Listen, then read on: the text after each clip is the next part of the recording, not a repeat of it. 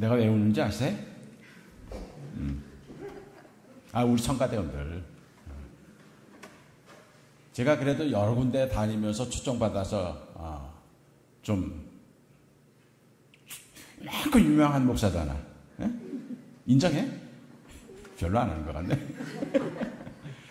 많은 교회를 다닙니다. 뭐 온누리교회도 가고 선한목자교회도 가고 충역교회도 가고 초교파적으로 많이 다녔는데 광석교회는 자랑이 딱 두 가지야. 주방에 음식하고 성가대.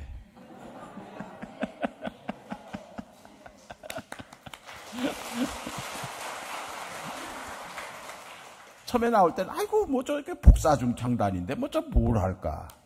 예. 근데 들을 때마다 어느 합창단보다 우리 성가대 지휘하시는 우리 권사님한테 지금 20년 넘게 연단을 받아가지고 제가 이번에 이제 오래간만에 붕에 강사로 왔는데 느낀 게 그거예요. 그동안 2년 동안 하나님 우리 광석교회를 통해서 뭘 하시나 그랬더니 진짜 알곡만 추려서 여기 남겨놓은 것 같아. 알곡만. 그래서 다 일당백의 믿음을 가진. 그래서 쭉정이는 뭐 바람결에 날아가기도 하고. 그래서 알곡은 거두어 천국 곳간에 들이신다. 요건 내년 종자거든, 이 알곡은. 우리가 가을 주사하다 보면은 좀 허투른 거는 이제 식구끼리 먹고, 진짜 토실토실하고 진짜 연근 거는 그거는 보관한단 말이야. 왜? 내년 농사를 위해서. 좋은 종자, 좋은 씨앗. 그래서 하나님께서 이건 내년에 쓰자. 내년 농사에 쓰자. 그래서 우리 성가대도 그렇지만 여러분들 지난 금요일부터 계속해서 여러분들을 보는데 조금 이렇게 이제 은퇴하고 70이 넘다 보니까 조금 보여요. 뭐가 보이냐? 영적인 게. 영적인 게. 이제 좀 철드는 것 같아. 그렇게 해서 사람을 만나더라도 육적으로 만나기보다는 영적으로 만나려고 애를 쓰고 살더라도 좀 영적으로. 그러다 보니까 우리 광석교회 성도들도 좀 조금 더 영적으로 보이는데 아주 튼실한. 그래서 하나님께서 우리 알곡 가지고 이제 새롭게 내년 그리고 다가올 50년을 또 어떻게 우리 광석교회를 쓰시는지 기대가 돼. 기대가 돼. 무엇보다도 이번에 이렇게 한 사흘간 여러분을 만나다 보니까 제일 제가 고마운 거는 우리 이 목사님이 행복해하는 모습을 본 게 좋아. 저도 여기서 10년 동안 목회하면서 몸은 힘들었지만 피곤했지만 행복했거든. 그건 저희 집사람도 동의해요. 솔직하게 말하면 받은 봉급은 별로 없었어. 그러나 여기서 성도님들의 사랑을 받으면서 그 10년 동안 그때 내가 3가지 짭이 있었잖아요. 교문사란 출판사 다녔지. 학교에 가가지고 공부하고 또 거기서 박사학위 하고 있었죠. 또 교회는 또 여기를 하고 있었죠. 그러면서 또 책도 쓰고. 몸은 피곤했지만 마음이 얼마나 행복했는지. 왜? 이런 아무런 연고가 없는 이덕주 목사 내외를 사랑으로 받아주는 여러분들 때문에. 사랑으로. 돈 봉투는 별로 안 받았어. 사랑만 받았어, 사랑만. 그래서 여기에서 10년이 행복했던, 그래서 저희 집사람이 제가 이 광석교를 잊지 못하는 게 그 받은 사랑 때문에. 사랑 때문에. 근데 이 목사는 2년밖에 안 됐는데도 그렇게 행복해 하는 거예요. 그래서 샘이 나. 나는 10년 동안 해가지고 비로소 그 행복을 느꼈는데. 생긴 것도 나보다 더 잘생겼고. 와이프는 조금 내 와이프가 좀 나은 것 같긴 해. 어쨌든 목사가 행복하면 교인도 행복한 겁니다. 행복한 목사의 입에서 나오는 메시지는 성도들을 행복하게 만듭니다. 이제 여러분들 행복하시기를 바랍니다. 그렇게 해서 우리 광석교회는 행복한 교회, 말씀이 충만한 교회, 생명이 넘치는 교회. 그래서 이제 하나님께서 우리 광서재단을 통하여 어떤 일을 해 나갔을는지 이제 차근차근 한번 지켜보십시다. 오늘 본문 말씀을 보면은 예수님께서 갈릴리 서편에서 동편으로 이제 건너가자. 사역이 피곤하신 거예요. 너무너무 그냥 막 사람들이 무리들이 몰려와서 계속해서 이제 사역하다 보니까 또 오병이어의 기적 5,000명이나 그냥 배고픈 그 사람들을 먹이시고 병자들을 고치시고 너무 피곤하니까 예수님께서 그냥 배를 타가지고 제자들과 함께 저 건너편에 가자. 좀 쉬자. 리트리트 하자. 아마 그래서 오늘 목사님도 치앙마이로 명색은 선교세임이 나지만 솔직하게 얘기하자. 쉬러 가는 거지? 그러니까 이제 우리 목회하시다가 피곤한 우리 은평동지방 목사님들이 사모님들이 치앙마이가 그 휴양지지 거가 무슨 뭐야. 솔직하자고. 예수님도 피곤할 땐 쉬셔야 되는 거예요. 그래야 이 메시지가 나와. 제가 금요일 저녁 설교 때는 조금 버벅댔어요. 왜? 제가 지금 온 곳을 일로 밤을 새면서 지금 하고 있거든요. 하다 보니까. 그러다 보니까 결국은 몸이 피곤하니까 메시지도 피곤할 수밖에 없는 거예요. 그러니까 여러분 우리 목사님 가가지고 기도 많이 하고 오십시오. 그렇게 기도하지 마. 치앙마이 가서 잘 쉬다 오십시오. 요래. 알았지? 푹 쉬다 오십시오. 아무 걱정 말고. 그냥 사모님하고 해변가 거닐면서 푹 쉬다 오십시오. 그래요. 예수님이 그래서 배를 타고 건너편에 가자. 아주 부대꼈으니까 사람들한테. 그래 쉬러 가신 거야. 얼마나 피곤하셨는지 배 안에서 그냥 골아떠신 거야. 배 안에서. 그러잖아. 나는 다른 건 몰라도 난 운전 못해요. 운전면허증 없는 거 아시지? 그래서 이렇게 지방에 갈 때는 누구 차 탄다? 운전 잘해. 길은 몰라서 그렇지만 잠깐 운전은 잘해. 근데 나 바로 옆자리에 앉거든. 요새는 내가 내비게이션 역할 못해. 다 지가 알아서 해주니까. 그래서 나는 이제 옛날에는 지도책 보고 오른쪽 왼쪽 이런 걸 내가 했었지만 지금 그거 안 해. 타기만 하면 잠이 와 내가. 그건 왜 그럴까? 그 자리가 편하니까. 그러니까 어떨 때는 아내가 막 짜증을 내요. 나는 힘들게 운전하는데 앞자리만 앉았다 하면 그냥 잠을 자니. 편한 걸 어떻게 해? 쉬어야 되는데. 그래서 내 안에 차는 나에게 잠자는 차야. 난 이상해. 편안. 예수님께서 몸이 피곤해가지고 어쩔 줄 모르는데 배를 타시자마자 그냥 깊은 잠에 드신 거야.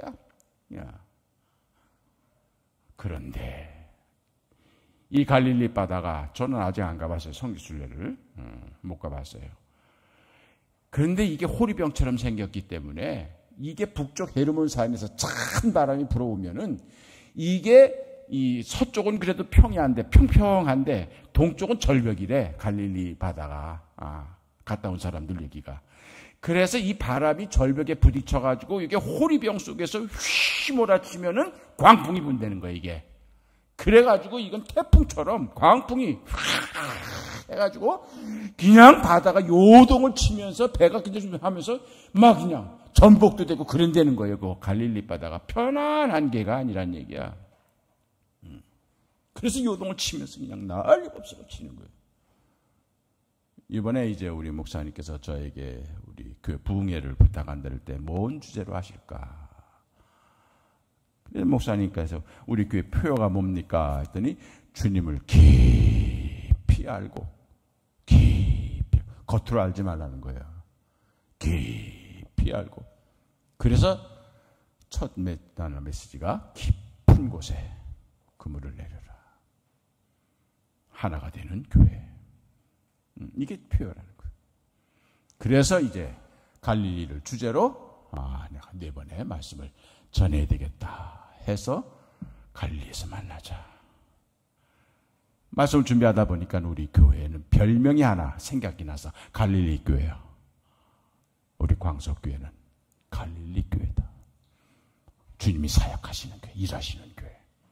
예루살렘은 돌아가시는 교회, 십자가 교회야. 가나안에서는, 갈릴리에서는 제자들을 부르시고 병자를 고치시고 말씀 선포하시고 그러면서 제자들을 훈련시키시고 그게 바로 갈릴리야. 그래서 갈릴리 바다.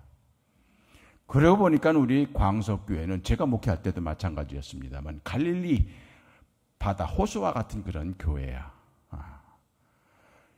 그 유대 땅에는 2개의 바다가 있잖아. 하나는 사해, 하나는 갈릴리. 사해는 죽은 바다야. 거기 생명이 없어. 왜? 거기는 소금 때문에. 짜릿한 소금 때문에. 거기는 생명이 없어. 풀도 못 살아. 해초도 없고 물고기도 없어. 그 죽은 바다. 그래서 사해라래. 죽은 바다야. 근데 갈릴리는 항상 보면은 물고기도 많고 주변 풍경도 그냥 번쩍하고 그러는 거예요. 도대체 똑같은 바다 호수인데 왜 하나는 죽고 하나는 살았냐? 여러분 아시죠? 사해는 받기만 하고 내보내는 데가 없어. 그래서 맥혔어. 그러니까 웅덩이가 돼버린 거예요. 나가는 데가 없으니까 그냥 들어오기만 하고, 그러니까 들어오는 게 뭐예요? 온갖 오물, 온갖 쓰레기 이런 게 다 오잖아. 그걸 나가야 되는데 나갈 수가 없으니까. 그러니까 거기 가서 썩는단 말이야. 그래서 사해가 된 거야.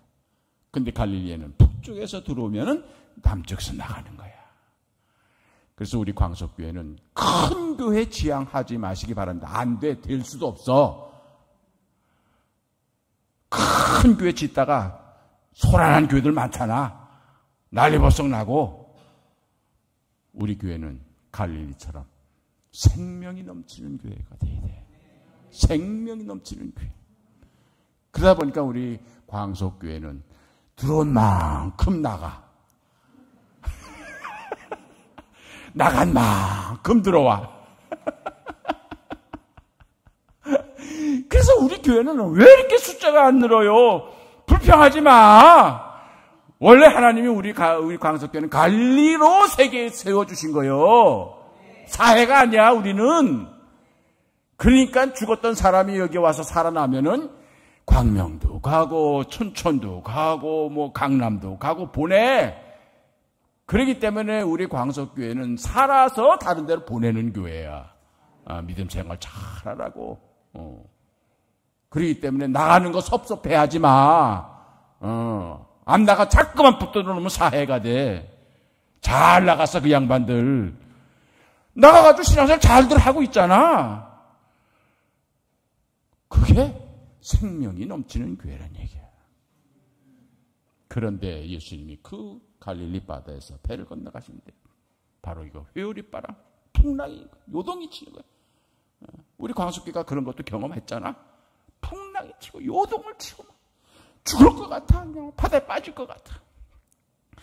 그런데 우리 주님 거기서 주무시고 계시니까 거기에 제자들 다 갈릴리 출신들이야. 다 어부야. 배에 대해서 제일 잘 알아. 그렇게 해서 그런 천기가 막 돌풍이 불어나는 거 한두 번 경험한 게 아니야, 이 사람들. 거기 살면서 매일 다 하는 일이야, 그게. 그래, 처음에는, 또 돌풍이 부는구나. 왜? 전에도 경험했기 때문에. 그러니까 이 어부 출신들이니까 배를 다루는데 기술자니까 능히 자기네들 해결할 줄 안 거예요. 그러니까 주님 깨우지 마라 그랬겠지. 곤히 주무시는데 우리끼리 한번 해결해 보자 이런 거예요. 그래가지고 뭐 도출 어떻게 하고 뭐 닻을 어떻게 하고 그렇게 하면서 균형을 맞추고 나름대로 애를 썼겠지. 처음부터 안 깨웠어요. 자기네들끼리 뭔가 해보려고 한 거예요. 교회도 마찬가지요. 우리가 한번 해결해 보자. 우리 지혜를 뭐 보자 하는 거예요. 그거 잘못됐다는 거 아니야. 그런데도 능력에 부딪힌 거야. 도저히 안 돼.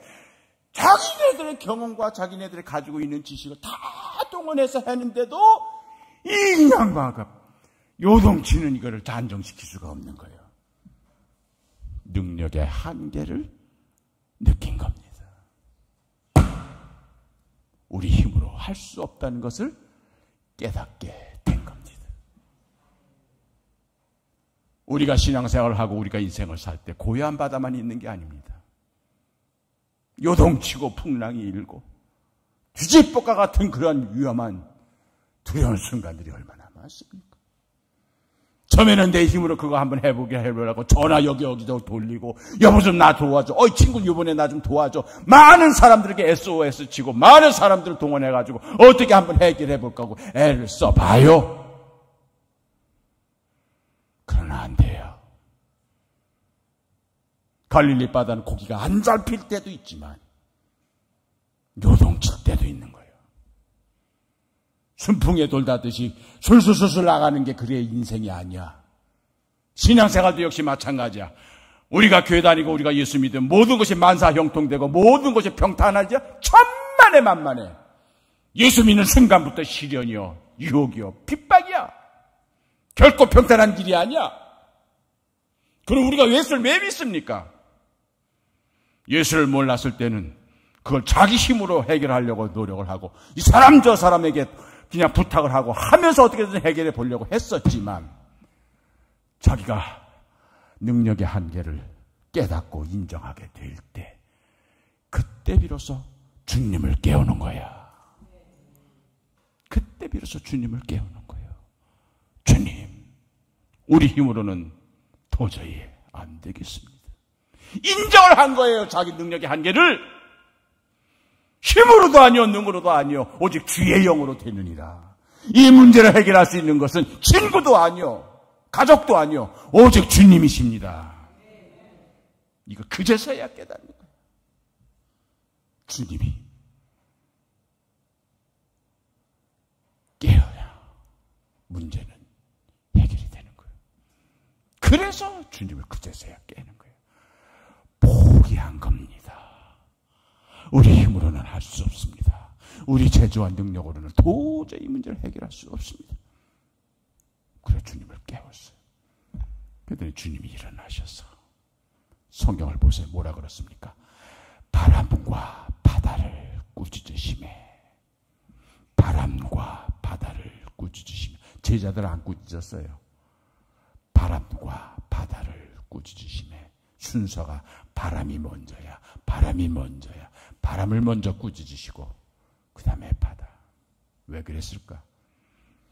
파도가 치고 요동치는 그 모든 원인이 배에 있어요? 바다에 있어요? 바람에 있었던 겁니다. 바람. 바람 때문에 파도가 친 거예요. 그래서 그 파도 때문에 배가 뒤집히려고 한 거야. 결국 주님은 말씀의 본질, 구원의 본질, 출발, 근원. 이처럼 요동치는 이 모든 세상 환란이 어디서 비롯되느냐? 파도 때문에 그렇다. 파도는 그럼 왜 이렇게 요동치느냐? 바람 때문이다. 그러면은 해결책도 바람을 잔잔하게 하면 바다도 잔잔해질 거죠. 배도 안전해지리라. 그래서 바람을 꾸짖으신 거예요. 바람은 영의 세계입니다. 하나님의 영이 수면 위를 운행하고 계시더라. 그 영이 광풍이 되면은 바다가 요동을 치는 거고 그 영이 잔잔한 바람이 되면은 평탄한 길이 되는 거예요.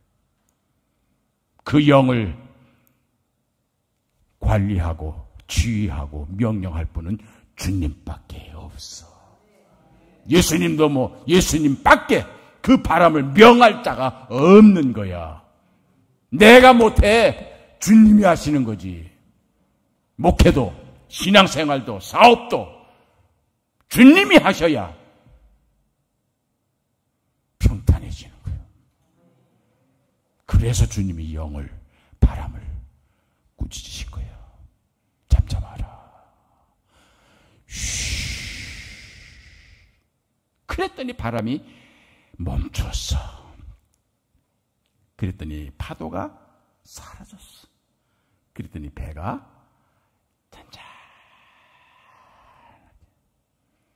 이게 바로 주님께서 우리를 도와주시는 순서입니다. 주님이 깨나시면 문제는 해결되는 겁니다. 주님 없이 좀 해보려고 내 경험과 내 재주와 내 지식과 내 상식으로 이 난관을 좀 어떻게 해결해 보려고 나름대로 이 모양 저 모양으로 애를 썼지만 능력의 한계를 느꼈을 때 그때 주님을 깨워야 합니다. 주님을 깨우는 게 뭡니까? 주님을 깨우는 게 뭡니까? 1907년 대봉운동 때 평양에서 숭실중학교 학생 신분으로 성령 체험을 하고, 그리고 이분이 우리 감리교 전도사 목사님이 되셔서 이분이 이제 독립운동도 하고 해외 선교도 하고 그런 분인데, 이분이 만주 하얼빈에서 선교사로 사역을 하시다가 그때 일본 총독부가 독립운동가들과 이분이 계속 연결을 하고선, 그러면서 독립운동을 깊이 참여하시니까 그래서 정치적인 사건에 연루해가지고 하얼빈에서 체포합니다. 그리고 국내로 데려와서 남산, 그때 경무청이 있었어요. 총독부. 그래서 거기에 감옥에다 가두고 얼마나 혹독하게 고문을 가하는지, 매를 때리고 물고문에, 고추고문에, 비행기 고문에, 손톱 가시 고문에 그냥 관 속에 집어넣어가지고 세워가지고 사흘 밤을 그냥 잠자지 못하게 하는 그런 혹독한 고문을 견딜 수가 없는, 이분이 원래 체육을 많이 좋았어요. 건강했던 분이에요. 어떻게든지 견뎌내려고 했는데 도저히 안 돼요. 이분이 하루는 그냥 일본 형사가 몽둥이를 들고 들어와가지고 얼마나 호되게 때리는지, 그래서 이분이 더 이상 견딜 수가 없어가지고, 아, 사람은 이렇게 죽는 거구나. 사람은 이렇게 죽는 거구나. 그렇게 해서 결국은 내 생은 여기서 마치는구나 하고 나서 살려고 하는 욕심, 살려고 하는 의지도 다 내려놓고 이제 나는 이렇게 해서 죽는구나. 그때 이 양반의 입에서 기도가 나온 거예요. 주여, 내 영혼을 아버지 손에 맡기나이다. 이것이 예수님께서 십자가에서 드리신 마지막 기도. 우리 성도들이 마지막 임종 직전에 할 수 있는 기도가 바로 이거요. 통장에 있는 거 그거 아무개한테 줘라. 그 다음에 토지 문서 이건 어떻게 정리해라. 이게 우리 믿는 사람들의 유언이 아니요. 내가 남겨놓은 가족들은 하나님이 책임져 주셔. 내 것이 아니니까. 이제 마지막에는 물질도 떠나고 자식도 떠나고 남편도 떠나고 아내도 떠나고 다 떠나. 나만 남아. 그때 이제 내 육신의 생명이 끝나는 마지막 순간에 내 입에서 나오는 기도는, 아버지, 나의 영혼을 아버지 손에 맡기나이다. 이제 육신은 내가 생명 끝난 다음에 육신은 내 가족들이, 내 후손들이, 내 자식들이 화장을 하든 매장을 하든 납고를 하든 수목장을 하든, 나는 죽기 전에 유언하는 목사, 죽기 전에 뭐 어떤 목사는 내가 지난번에 한번 노인 목사들만 모이는 교회 갔더니 그 양반은 자기 장례식에서 자기가 설교하겠대. 그래가지고 그걸 미리 녹화를 해놓더라고. 그리고 그걸 들으래, 자기 장례식에. 야, 나 그걸 보고 뭐 유언서를 그때 낭독해라. 뭐 죽은 다음에는요, 그 육신은요 자식 몫이요. 막 이렇게 해달라 저렇게 해달라 해봤지만 자식이 이건 그 아버지 생각이고요. 우리는 편하게 하랍니다. 태워버리면 태워지는 거요. 합장을 해달라. 에이, 뭐 평소에 당신 뭐 우리 엄마랑 친하지도 않았잖아. 육신 가지고는 아무 일 못해. 그러나 영은 하나님께서. 그렇기 때문에 우리 죽은 다음에는 영의 세계로 가는 거지 육의 세계의 연장이 아니야. 그러니까 이 육신을 가지고 어떻게 뭘 하든지 거기는 우리 관심 쓸 필요 없어. 마음대로 마음대로 해라. 나는 그럴까봐 내 자식들한테 육신 가지고 패키질까봐 제 아내랑 고려대학교 시체 해부학교실에 아예 지금 기증을 해놨어. 그렇기 때문에 나는 빈소도 없어. 입관식도 없어. 하관식도 없어. 우리 부부는. 의대생들이 우리 부부의 시신을 가지고 열심히 의학 공부하면서 연구하겠지. 육신은 땅으로 돌아가는 거지만 영은 하나님께로 가는 거예요. 그래서 이 손정도 목사님 그 고문을 혹독하게 받으면서 이렇게 죽는 거구나. 그 전까지는 나라에 대한 걱정, 가족에 대한 걱정, 교회에 대한 걱정 뭐 이런 걸 가지고 막 어떻게든지 내가 뭐 해볼까 했지만 이제 이 모든 것이 불가능하게 된 것을 깨달았을 때 나는 여기서 죽는구나. 제자들이 자기네 나름대로 이 풍랑치는 요동치는 배에서 어떻게든지 살아보려고 아둥바둥 하면서 여량도용으로 해서 왔어. 근데 그게 한계가 오니까 이제 우리는 죽게 됐구나. 포기하는 거예요. 그 감옥 안에서 고문을 당하면서 깜깜한 고통방. 손정도 목사님 입에서 아버지, 내 영혼을 아버지 손에 맡기나이다. 그리고 내려놓는 순간 갑자기 환한 빛이 그 간방 안에 비치면서 십자가에 달려 계시는 예수님의 형상이 드러나면서 소자야, 두려워하지 말라. 내가 너와 함께 하노라. 그 음성을 들은 거야. 두려워하지 말라. 내가 너와 함께 하노라. 우리가 죽은다면은요, 가족들과 함께 하는 시간이 아닙니다. 남편이나 아내도 함께 못합니다. 이제는 성도들도 함께 못해요. 오직 주님과만 함께 하는 겁니다. 모든 세상에서 얽혀졌던 인간관계는 다 깨어지고 오직 주님만. 그래서 손정도 목사님이 죽어가다가 그 환상과 음성을 들은 다음에 너무 감격해서 이 죽음의 골방, 이 죽음의 독방, 이 죽음의 고문의 이 감옥 안에 주님이 나와 함께 계시다는 사실이 얼마나 기쁜지 감격한지 그렇게 해서 자기도 모르는 사이에 너무 감격해가지고 찬송이 터져 나오는 거예요. 찬송하는 소리 있어 사랑 기뻐하도다. 하늘아버지의 영광 거룩거룩하외다. 천하사람 찬양하사 그의 이름 영원하다. 할렐루야 할렐루야 할렐루야 아멘. 방금 전에 죽어가던 그 사람이 피를 흘리면서 신음소리를 내던 그가 갑자기 소리치는데 고문하던 일본 형사가 찬송가를 알아? 그 사람이 몰라. 갑자기 죽어가던 사람이 노래를 하니까 그것도 목소리 높여서 그러니까 미친 줄 안 거예요. 정신병자는. 그래서 고문을 멈춰서 이후에 손정도 목사님은 내가 혼자가 아니구나. 주님은 나와 항상 같이 계시는구나. 이 감옥 안에는 가족도 못 와요.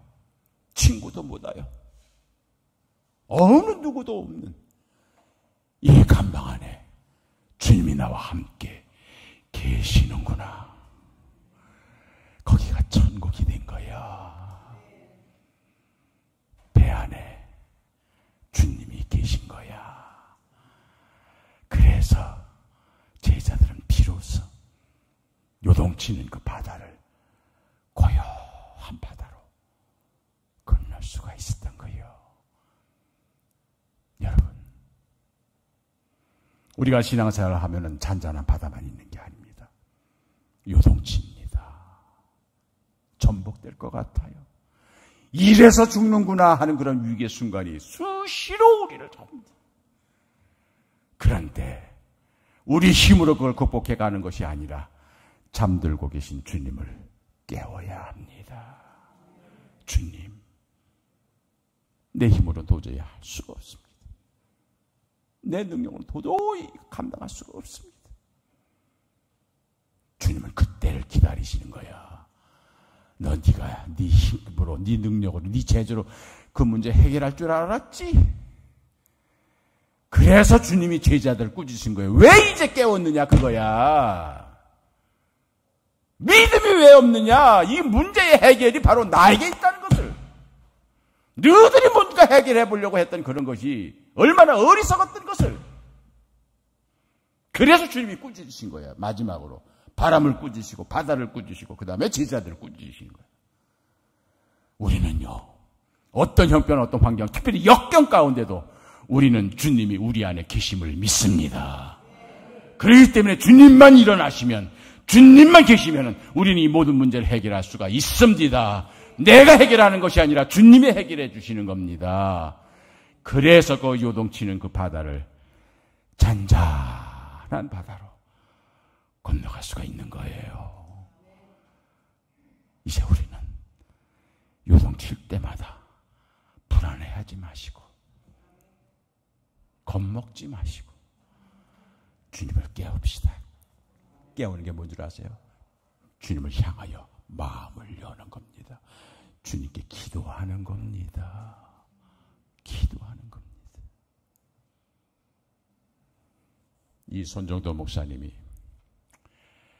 그런 일을 당하시기 전에 1907년에 한창 평양 부흥운동 때 성령 충만해서 학생 전도사로 여기저기 다니면서 부흥회를 인도하실 때에 한 번은 이분이 평양봉 30리 바깥에서 전도하시다가 돌아오면서 그런 기도를 했대. 주님, 고린도후서 12장에 보면은 거기에 사도 바울이 3층 천에 올라가서 하나님의 신비한 음성을 들은 그러한 기도의 체험, 그런 체험을 한 것이 있는데 저한테도 좀 그런 체험을 좀 한번 해 주십시오. 3층 천에 올라가서 들려 올려서 거기서 하나님의 신비한 음성을 듣는 그 체험. 고대 유대인들은요, 하늘이 3층으로 되어 있다고 믿었어요. 제1층은 산소가 있는데 대기권 아래. 그래서 거기는 비행기도 뜨고 거기는 새도 날아다니고 구름도 있는. 그렇게 해서 그게 제일 첫 번째 하늘이요. 두 번째 하늘은 산소가 없어. 그래서 해와 달과 별, 전체 우주 만물이 있는 데야. 그게 높이가 얼마나 넓을지 몰라. 지금도 계속해서 과학자들이 탐사하지만 그 끝을 알 수가 없어. 거기는 새도 없어. 거기는 구름도 없어. 그게 두 번째 하늘이요. 마지막 세 번째 하나는 하나님께서 신령한 신령들과 함께 거하시는 낙원이야. 그게 3층이야. 그렇기 때문에 이 3층은 바로 하나님께서 많은 신령한 천사들과 부활한 성도들의 영과 함께 계시는 거예요. 예수님께서 십자가에 달려 돌아가면서 회개하는 강도에게 내가 오늘 나와 함께 낙원에 있으리라. 그게 바로 3층이야. 거기에 올라가서 거기서 하나님께서 하시는 말씀을 바울이 들었다는 거예요. 기도하면서 그런 체험을 한 거예요. 그래서 손정도, 그때는 전도사지, 20살 때야. 나도 그런 체험을 좀 한번 해보고 싶어. 기도는 많이 하기는 하는데 늘 칼칼해. 응답이 없어. 그래서 그냥 뭐 내 얘기만 한 것 같고 말이죠. 이 기도의 응답이 좀 확실하게 왔으면 좋겠는데, 그래서 바울과 같은 그런 신비한 체험을 좀 나오고 해 주십시오. 그랬더니 그날 저녁에 하나님께서 응답을 주셨다는 거예요. 3층 천이란 건 이런 거다. 처음에 손정도 목사님 생각하기를 3층 천 하면 야곱의 사닥다리처럼 이렇게 수직적으로 올라가는 그걸로 생각했대. 그래서 하나님께 조금 더 가까이, 1층보다는 2층, 2층보다는 3층 해서 하늘에 조금 더 가까이 다가가는 그런 기도로 생각을 했는데, 하나님께서 보여주신 3층 기도는 그게 아니라 평면도를 보여주시더래. 평면도는 뭡니까? 모세가 시내 광야에서 하나님의 보여주시는 설계도를 따라서 성막을 짓는 그 설계도를 보여주시더래. 그러면서 이 천막으로 지은 성막을 보면 세 구역으로 나눈다. 첫째 구역은 성전 뜰. 거기는 번제단이 있고 거기는 물두멍이 있고 거기서 제사를 지내. 거기서 온갖 짐승들, 양, 염소, 소 그거 다 잡아. 그래서 거기는 항상 시끄럽고 항상 분주해. 들락날락 하는 사람이 많아. 거기는 제사장만 있는 게 아니야. 죄인들도 들어오고 남자도 들어오고 뭐 하여튼 5종 시장 잡혀도 다 들어올 수 있어. 그게 바로 성전뜰이야. 그래서 거기서 항상 북적한 데가 바로 성전뜰이야. 그 다음에 두 번째 구역이 뭐냐? 성소. 그렇게 해서 물두멍에 손을 씻고 들어가면은 거기에 떡상이 있고 분향단이 있고 7가지 촛대가 있어. 3가지. 거기는 제사장과 성직자들만 들어갈 수 있어. 거기 일반인들 못 들어가. 죄인들도 거긴 못 들어가. 그래서 거기는 성직자, 거룩한 예식을 집전하는 그 사람들만 들어가는 데가 바로 성소야. 마지막 3번째는 뭐냐? 휘장 안에 감춰진 그곳에 하나님의 말씀을 담은 언약궤, 법궤가 있어. 딱 그거 하나. 딱 그거 하나. 거기는 아무나 못 들어가. 제사장도 못 들어가. 레위인도 못 들어가. 대제사장만이 1년에 한 번 백성들의 죄를 사해달라는 피를 가지고 거기 들어가. 거길 지성소라 그래. 홀리 오브 더 홀리. 하나님께서 손종도 전도사에게 그걸 보여주시면서 나에게 기도하는 사람들이 3 종류로 나뉘더라. 성전 뜰에서 기도하는 사람이 있고, 성소에서 기도하는 사람이 있고, 지성소에서 기도하는 사람들이 있다. 성전 뜰에서 기도하는 사람들의 기도는 뭐예요? 복잡해. 말은 많아. 시끄러워. 그런데 준 내용이 보면은 뭘 먹고 뭘 마시고 무엇을 입을까? 세상사에 대한 기도야 다.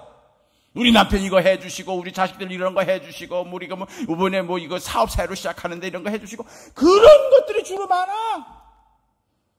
그래서 늘 뭐 번잡해. 거기는 거기서 기도하는 사람이 있고, 2번째는 성소에서 기도하는데 그 사람들은 그래도 좀 거룩해. 기도의 내용이 하나님의 뜻이 무엇인지 깨닫게 해주시고, 내가 좀 더 주님의 일을 좀 더 사역을 잘할 수 있는 능력도 주시옵시고, 그래도 조금 이 성전 뜰에서보다는 그래도 좀 거룩해 내용이.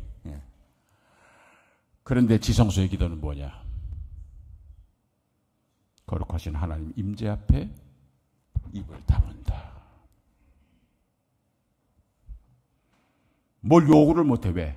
이미 다 아시는 걸. 내 사정을, 내 자식들의 사정을 나보다 더 잘 아시는데, 내 모든 삶의 미래가 어떤 것인지 하나님 다 알고 계시는데 거기서 뭘 얘기해? 그 하나님의 임재 앞에서는 입을 다물 수밖에 없다. 말씀하시면은 듣는 것밖에. 말씀하시면은 듣는 것밖에. 그래서 지성소에서 기도하는 사람들은 자기 사정을 아뢰는 기도가 아니라 주님의 말씀을 듣는 기도를 한다. 그래서 바울이 3층 전에 올라가서 주의 신비한 말씀을 들었다는 거야. 자기 사정을 아뢰는 기도가 아니라. 이게 바로 지성소의 기도. 그렇기 때문에 기도도 3단계로 나뉜다. 손종도 목사님 그걸 깨달았습니다. 그래서 그동안 성전 뜰에서 그냥 번잡하게 했던 기도, 물론 그 기도 안 하는 것보다 나아. 하나님의 거룩하신 뜻을 이루게 달라는 그런 기도. 그 다음에 마지막엔 주여 말씀하소서 종이 듣겠나이다. 이제 결국 요동치는 바다에 제자들은 자기들 나름대로 해결해 보려고 애를 썼어요. 그러나 자기 손으로 도저히 이루어질 수가 없습니다. 성전 뜰에서 노력을 했던 거예요. 도저히 자기 힘으로는 해결할 수가 없어. 그래서 결국은 주무시고 계시는 예수님을 깨운 겁니다.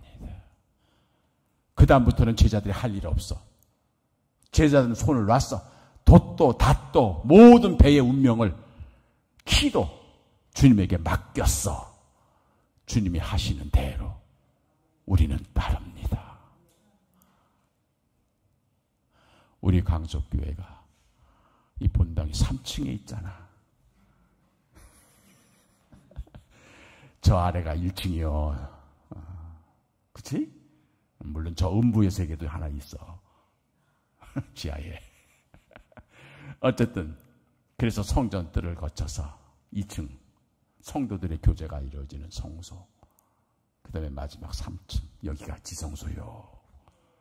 여기서는 주님의 음성을 듣는데요.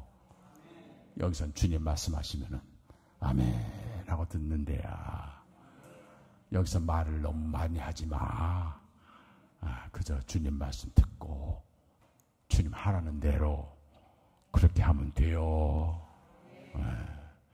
그래서 우리 삶에 요동치는 이 불안한 세상에 주님과 함께 잔잔한 바다로 항해 끝까지 합시다. 저까지 가자고 그러셨으니까 우리도 저까지 갑시다. 주님이 지정해 놓으신 저쪽 영원한 안식처, 거기까지 우리 뱃놀이 잘 합시다. 자, 371장 찬송 부릅시다. 371장.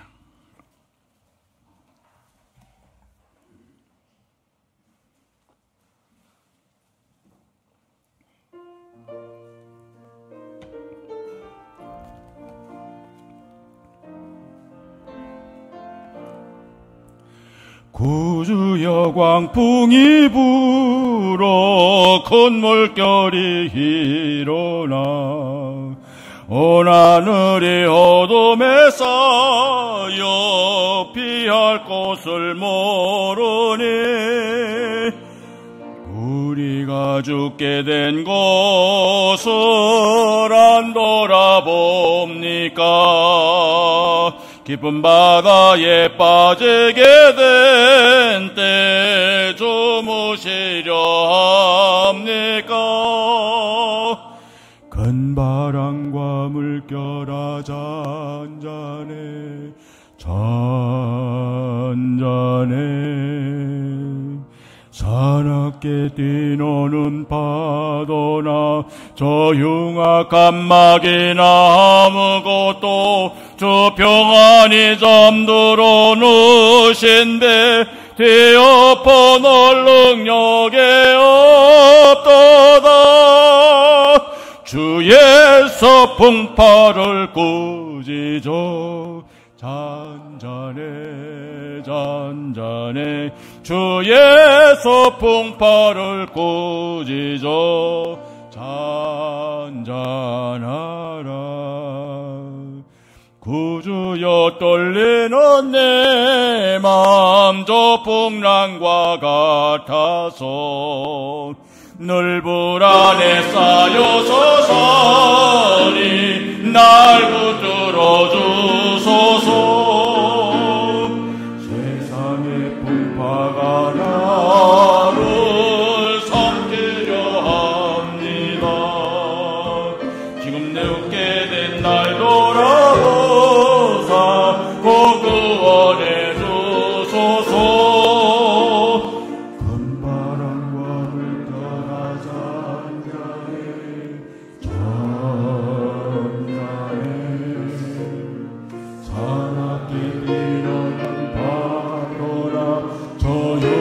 감막이나 아무것도 주 평안히 잠들어 누신데 엎어놓을 능력에 없더라.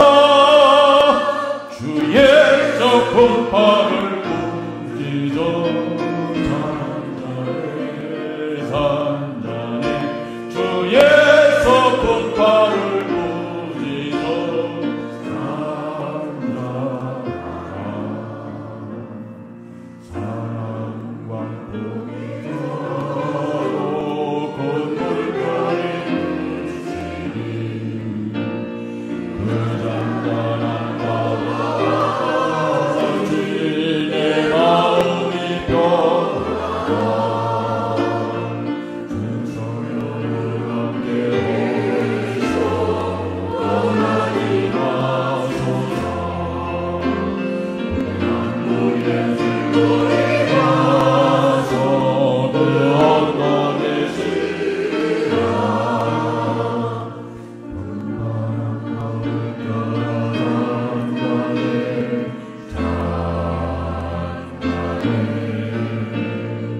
사납게 뛰어든